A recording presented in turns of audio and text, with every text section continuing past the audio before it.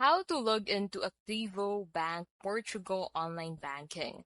Need to access ActivoBank online or open a new account? Let's walk through the process step by step. So to log in, go to the official ActivoBank website. So in here, click on the login button at the top right, and then you'd be redirected into this section. So in here, go ahead and enter your username, and then after that, go ahead and enter your password. You can also use your digital mobile key, so you receive an SMS confirmation to finalize login. Never type your full password if asked by email or phone. Always use the official site.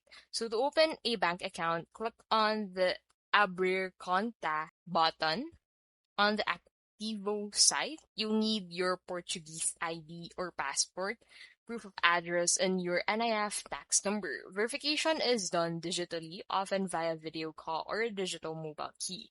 Your account is activated after your first transaction, usually a bank transfer. The whole process takes about 15 minutes online. Among its pros would be fast digital setup, secure login, and modern banking tools, but among its cons would be limited to Portuguese residents with valid ID and NIF. ActivoBank makes online banking simple and secure. If you have the required documents, creating an account is quick and easy. And that is how you can basically log into ActivoBank Portugal online banking.